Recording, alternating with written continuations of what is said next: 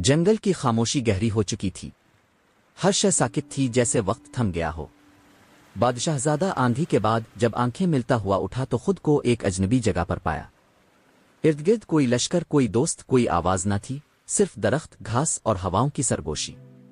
اس نے پکارا، دوست، وزیر زادے، کوئی ہے؟ مگر جواب میں صرف پرندوں کی چہچہاہٹ آئی۔ دل میں خوف اور آنکھوں میں حیرانی لیے بادشاہ زادہ آہستہ آہستہ جنگل کے ایک راستے پر چل پڑا۔ کچھ فاصلے پر ایک ندی بہہ رہی تھی، اس کے کنارے وہ رکا، ہاتھ منہ دھویا اور آرام کرنے بیٹھ گیا۔ وہ سوچنے لگا، یہ حادثہ ایک اشارہ ہو سکتا ہے، شاید قسمت مجھے کوئی نیا راستہ دکھانا چاہتی ہے۔ دوسری طرف وزیر زادہ قید سے رہا ہونے کے بعد مکمل خاموشی میں چلا گیا تھا۔ وہ اندر سے ٹوٹ چکا تھا، ایک ایسا زخم جو کسی کو دکھایا نہیں جا سکتا۔ مگر جب بادشاہ زادہ زندہ واپس آیا اور انصاف ہوا، تب بھی دل میں ایک خفیف سا سایہ باقی رہا۔ اب دونوں شہزادے اپنی عمر کی اس حد میں قدم رکھ چکے تھے جہاں شعور، تجربہ اور جذبات کی گہرائی شروع ہوتی ہے۔ بادشاہ زادہ نے قصر میں رہنے کے بجائے نکلنے کا فیصلہ کیا۔ ابا حضور، میں کچھ وقت محل سے باہر گزارنا چاہتا ہوں۔ میں دنیا کو دیکھنا چاہتا ہوں، لوگوں کی حقیقت جاننا چاہتا ہوں۔ بادشاہ نے پہلے تو انکار کیا، مگر بیٹے کی ضد کے آگے جھک گیا۔ ٹھیک ہے، مگر اپنا محافظ ساتھ لے جاؤ۔ مگر شہزادہ تنہا جانا چاہتا تھا، اور وہ گیا، ایک عام مسافر کے روپ میں، بادشاہی لباس چھوڑ کر سادہ کپڑوں میں۔ یہاں سے کہانی دو راستوں میں بٹتی ہے۔ ایک، بادشاہ زادے کا سفر۔ وہ مختلف بستیوں، گاؤں، پہاڑوں اور شہروں سے گزرتا ہے، جہاں وہ لوگوں کی زندگیوں، مشکلات اور خوشیوں کو قریب سے دیکھتا ہے۔ ایک بستی میں اسے ایک فقیر ملتا ہے جو اسے پہچان لیتا ہے، وہی فقیر جو برسوں پہلے بادشاہ کے در پر نہیں گیا تھا۔ فقیر مسکرا کر کہتا ہے، شہزادے، قسمت کا فیصلہ اب تمہارے ہاتھ میں ہے، لیکن پہچان کا وقت ابھی آیا نہیں۔ تمہیں 3 امتحانوں سے گزرنا ہوگا، تب جا کر تم اپنی حقیقت کو پا سکو گے۔ شہزادہ فقیر سے پوچھتا ہے، کون سے امتحان؟ فقیر جواب دیتا ہے، پہلا قربانی، دوسرا دھوکہ، تیسرا معافی۔ جب یہ تینوں تمہارے سامنے آئیں تو اپنے دل سے فیصلہ کرنا۔ شہزادہ فقیر کی باتوں کو سینے میں بٹھا کر سفر پر نکل جاتا ہے۔ ابھی اسے اندازہ نہیں کہ وہ کن راستوں پر چلنے والا ہے۔ 2، وزیر زادے کا اندرونی سفر۔ محل میں رہ کر بھی وزیر زادہ بدل چکا تھا۔ اب وہ وقت کی قدر کرنے لگا تھا۔ خاموشی اس کی دوست بن چکی تھی۔ اس نے خود کو کتابوں، روحانیت اور عوام کی خدمت میں جھونک دیا۔ بادشاہ نے اسے مشورہ دیا کہ بیٹا، اب وقت ہے کہ تم بھی اپنا مقام تلاش کرو۔ جاؤ، تمہیں شہزادے کا ساتھ دینا ہے، کیونکہ اس کی قسمت میں کچھ ایسا لکھا ہے جو اکیلے نبھانا مشکل ہوگا۔ وزیر زادہ تیار ہو گیا۔ اب دونوں شہزادے 2 مختلف راستوں پر مگر ایک ہی تقدیر کی طرف بڑھ رہے تھے، جہاں قسمت کا فیصلہ ابھی باقی تھا۔ شہزادہ اپنی تقدیر کے سفر پر نکل چکا تھا اور اس کا دل پر امیدوں کا بوجھ تھا۔ وہ ہر نئے مقام پر اپنی موجودگی سے کچھ نہ کچھ سیکھنا چاہتا تھا، مگر اس کے راستے میں پہلی آزمائش آ چکی تھی، قربانی۔ شہزادہ ایک دن ایک پہاڑی علاقے میں پہنچا۔ وہ جو کچھ بھی دیکھتا حیران کن طور پر ان سب چیزوں میں ایک گہرا ربط محسوس کرتا۔ ہر درخت، ہر پتا، ہر چمکتی ہوئی چاندنی جیسے اسے کچھ بتا رہی تھی۔ مگر اس کے دل میں ایک سوال تھا، یہ سب کچھ حاصل کرنے کے لیے کیا کچھ قربان کرنا پڑے گا؟ یہ سوال اس کی ذہن میں کئی دنوں تک گونجتا رہا، اور ایک دن جب وہ ایک چھوٹے سے گاؤں کے قریب پہنچا تو اس نے سنا کہ گاؤں کے لوگ ایک بڑی مصیبت میں مبتلا ہے۔ ایک ایسا اجنبی درخت جو اس گاؤں کے لیے زندگی کی علامت تھا، اب خشک ہو چکا تھا۔ لوگ خوفزدہ تھے کہ اگر درخت مر گیا تو پورا گاؤں خشک سالی کا شکار ہو جائے گا۔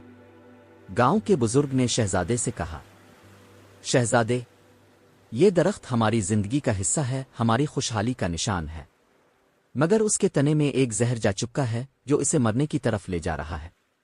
ہمیں اس زہر کو ختم کرنے کے لیے ایک بڑی قربانی دینی ہوگی۔ شہزادہ رکا اور غور سے بزرگ کی باتیں سننے لگا۔ کیا قربانی ہے؟ اس نے سوال کیا۔ بزرگ نے کہا، یہ درخت صرف اس صورت میں بچ سکتا ہے اگر اس کی جڑ میں لگے زہر کو نکالنے کے لیے کوئی اپنی جان کی قربانی دے۔ شہزادہ گہری سوچ میں ڈوبا۔ اس کے دل میں ایک ہلچل سی پیدا ہوئی۔ کیا وہ اس گاؤں کے لیے اپنی زندگی کی سب سے بڑی قربانی دے گا؟ آیا وہ اپنی تقدیر کو جاننے کے لیے، اس مقام تک پہنچنے کے لیے اپنی جان خطرے میں ڈالے گا؟ दूसरी तरफ वजीरजादा अपने अंदर की आवाज़ों को सुनने की कोशिश कर रहा था। वो इस लम्हे में पूरी तरह गम और गुस्से से जकड़ा हुआ था जब बादशाह ने इसे शहजादे का पीछा करने को कहा था। वजीरजादा अपनी माजी की गलतियों की तलाफी करने के लिए कुछ करना चाहता था, मगर अभी तक वो खुद को मुकम्मल तौर पर नहीं समझ पाया था। अब वो भी अपनी तकदीर के संगीन रास्तों पर चलने वाला था। इसके दिल में एक सवाल था, क्या मैं भी शहजादे की तरह कुर्बानी देने के लिए तैयार हूं? वजीरजादा को अपनी मशक्कतों से निजात की कोई राह नजर नहीं आ रही थी और इसी दौरान वो एक पुराने दरख्त के नीचे रुककर मुराकबे में बैठा और तभी इसकी नज़र एक किताब पर पड़ी जिसमें लिखा था, तुम्हारी तकदीर तुम्हारे अंदर है, तुम्हें खुद को आजमाना होगा। इसी किताब ने वजीरजादा के दिल में एक नया अज़्म जगा दिया। शहजादा गांव में खड़ा था और दरख्त के करीब आने के बाद वो बड़ी देर तक इसके जड़ों को देखता रहा। क्या मैं अपने आप को कुर्बान करूंगा? इसने दिल में पूछा। आखिरकार उसने फैसला किया कि वो अपनी जिंदगी की सबसे बड़ी कुर्बानी देने को तैयार है। दरख्त के जड़ में इसने अपना हाथ डालकर जहर को निकालने की कोशिश की। इस अमल के दौरान वो मुसलसल दर्द में मुब्तला था, मगर उसका अज़्म इसे थामे हुए था। जब वो इस जहर को निकालने में कामयाब हो गया, दरख्त की जड़ों से रंग वापस आना शुरू हो गया। शहजादा लड़खड़ाते हुए उठा और जब उसने दरख्त की तरफ देखा तो उसके सामने एक अजीब मंजर था। वो दरख्त जीता जागता हरा भरा हो चुका था। गांव वाले खुश हो गए और शहजादे का शुक्रिया अदा करते हुए कहा, शहजादे, तुमने हमारी जिंदगी बचाई, तुमने जो कुर्बानी दी वो हमारे लिए एक अजीम मिसाल बन गई।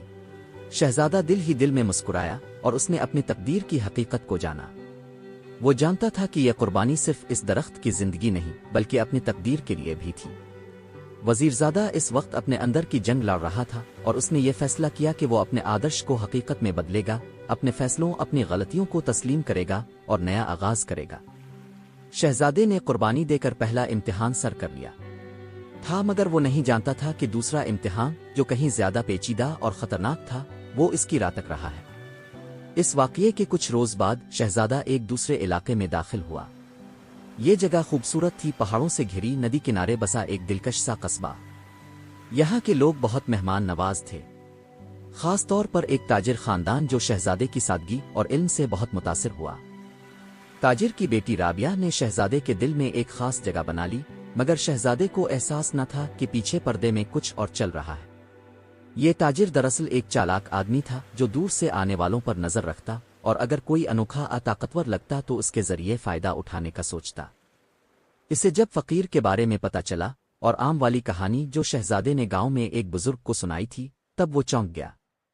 ये लड़का बादशाहजादा है, इसने सोचा।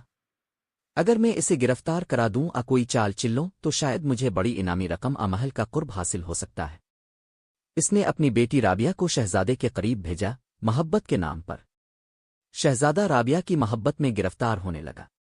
वो हर दिन इसके साथ गुजारता, इससे मशवरे लेता और कभी कभार अपनी जिंदगी के अहम राज भी बताने लगा।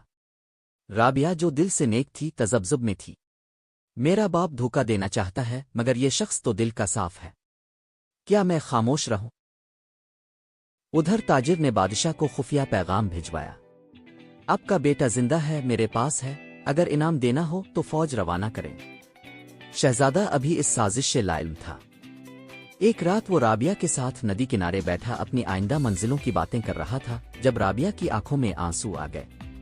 शहजादा घबरा गया। क्या हुआ? राबिया ने आहिस्ता कहा, मुझे मुआफ कर देना, मैं तुमसे मोहब्बत करने लगी हूं और तुम्हें धोखा देने का हिस्सा भी बन गई हूं। मेरे बाप ने तुम्हें बेचने का मंसूबा बनाया है। ये सुनकर शहजादे के कदमों तले जमीन निकल गई। धोखा? तुमने मुझसे धोखा किया? राबिया रो पड़ी। मैंने कुछ नहीं किया, मगर सच ना बोलना भी तो धोखा होता है। शहजादा खामोश हो गया। इसके जहन में फकीर की बातें गूंजने लगे। दूसरा इम्तिहान, धोखा। इसी लम्हे फौज की आहट सुनाई दी। बादशाह के सिपाही कस्बे में दाखिल हो रहे थे। ताजिर आगे बढ़ा के शहजादे को सुपुर्द करे, मगर राबिया दरमियान में आ गई। नहीं, ये शख्स बेगुनाह है, सच का वारिस है। तुमने इसे धोखा दिया, मगर अब मैं सच्चाई का साथ दूंगी। शहजादा आगे बढ़ा और सिपाहियों से कहा, मैं ही वो शहजादा हूं اگر میرا قصور صرف جینا اور سیکھنا ہے تو مجھے قید کر لو، مگر یاد رکھو جسے دھوکہ دے کر پکڑا جائے اس کی آزادی صرف طاقت سے نہیں سچ سے واپس آتی ہے۔ سپاہی خاموش ہو گئے۔ بادشاہ کو جب ساری حقیقت پتہ چلی تو اس نے تاجری خاندان پر لعنت بھیجی اور شہزادے کو عزت سے واپس آنے کا پیغام دیا۔ شہزادہ وہیں کھڑا سوچتا رہا، دھوکہ میرے ساتھ ہوا مگر میں نے کسی کو دھوکہ نہیں دیا، اور شاید یہی میرا اصل امتحان تھا۔ رابعہ نے معافی مانگی اور شہزادہ خاموشی سے اپنے راستے پر نکل گیا۔ اب صرف ایک امتحان باقی تھا، معافی کا۔ شہزادہ اپنی راہ پر چلتا رہا، اب وہ اور زیادہ سنجیدہ اور زیادہ پختہ سوچ کا مالک بن چکا تھا۔ زندگی نے اسے قربانی، سچائی اور دھوکے کے ایسے سبق سکھا دیے تھے جو شاید کوئی کتاب نہ سکھا پاتی۔ ایک دن وہ ایک خاموش دریا کے کنارے بیٹھا تھا۔ ہوا میں نمی تھی، دل میں اداسی اور آنکھوں میں سوال، کیا میرا سفر ختم ہونے والا ہے؟ اسی لمحے دریا کے پار سے ایک فقیر نمودار ہوا، وہی فقیر جس نے برسوں پہلے آم دیا تھا۔ شہزادہ چونک گیا۔ فقیر نے قریب آ کر پوچھا، کیا تم نے اپنے آپ کو پہچان لیا؟ شہزادہ نے سر جھکاتے ہوئے کہا، نہیں، مگر میں نے اپنے اندر موجود کمزوریوں کو مان لیا ہے۔ میں نے قربانی دی، دھوکہ برداشت کیا، اور اب شاید میں سچائی سے نہیں ڈرتا۔ فقیر نے مسکرا کر کہا، تو تم تیار ہو؟ اب وقت ہے معافی کا۔ شہزادہ حیران ہوا، کس سے معافی؟ فقیر نے نرمی سے کہا، خود سے، وزیرزادے سے، اور ان سب سے جنہیں تم نے انہوں نے تمہیں تکلیف دی۔ بغیر معافی کے تمہارا دل آزاد نہیں ہو سکتا۔ اسی رات شہزادے نے آنکھیں بند کیں اور دل سے معافی مانگی۔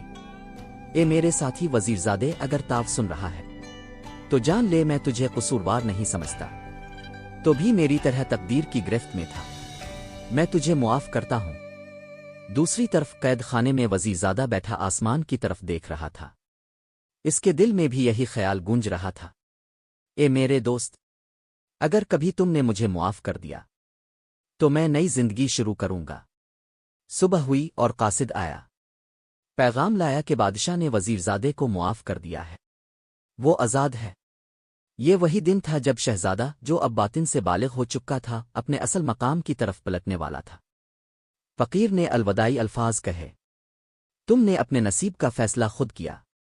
جو سیکھتا ہے وہی بادشاہ بنتا ہے، صرف تاج پہن کر نہیں، دل جیت کر۔ شہزادہ محل واپس آیا تو بادشاہ اور ملکہ نے اسے سینے سے لگا لیا۔ وزیرزادہ بھی گلے ملا۔ دونوں کی آنکھوں میں آنسو تھے مگر دل ہلکے، کیونکہ اب معافی نے ان سب کو آزاد کر دیا تھا۔ یوں قسط دو ختم ہوئی، مگر اصل کہانی